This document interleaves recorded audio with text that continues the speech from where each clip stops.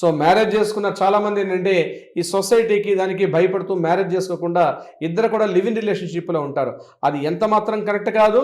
మీరు ధైర్యంగా ముందుకొచ్చి మీరు ఇన్ఫార్మ్ చేసి మీకు చట్టాలు పోలీస్ స్టేషన్లు మీకు హక్కును కల్పిస్తాయి.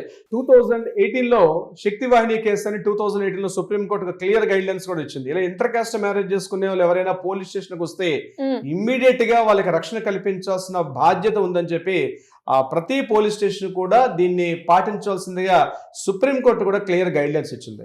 సో మీకు సంబంధించినటువంటి మీ కుటుంబ సభ్యులు కానీ ఇతరత్ర ఎవరైనా బెదిరింపులకు కానీ దాడులకు కానీ లేకపోతే వేధింపులకు కానీ గురి చేస్తుంటే ఇమ్మీడియట్గా తక్షణమే మీరు దగ్గరలో ఉన్న పోలీస్ స్టేషన్ని మీరు ఇమ్మీడియట్గా మాట్లాడి పోలీస్ స్టేషన్లో మీరు ఒక రిటర్న్ కంప్లైంట్ సబ్మిట్ చేయడం ఇంపార్టెంట్.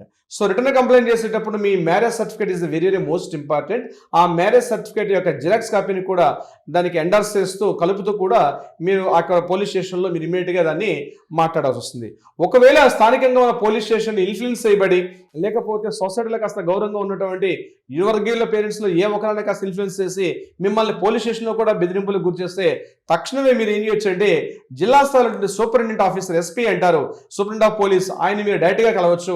లేకపోతే జిల్లా కలెక్టర్ని కూడా దగ్గర ఇమీడియట్గా మీరు కలిసే అవకాశం కూడా ఉంది. ప్రతి జిల్లా కలెక్టర్ దగ్గర సూపరింటెండెంట్ ఆఫ్ ఎస్పీ దగ్గర కూడా విజిటింగ్ అవర్స్ అని ఉంటుంది. మీరు ఆ టైంలో డైరెక్ట్గా మధ్యాహ్నం 1 గంట నుంచి 2 గంటల వరకు అదొక పోలీస్ స్టేషన్ అదొక ఒక జిల్లాను బట్టి కూడా మారుతూ ఉంటాయి టైమింగ్స్ అన్నాయి. ఆ టైమింగ్స్ మీరు తెలుసుకొని నేరుగా మీరు ఎస్పీని గారిని లేదా అదేవిధంగా మీరు కలెక్టర్ గారిని కానీ కలిస్తే వాళ్ళు ఇమ్మీడియట్గా తక్షణమే మీకు రక్షణ కల్పిస్తారు. అది is the rule of the part of work. అది మీకు ఒక హక్కు కూడా ఉంది.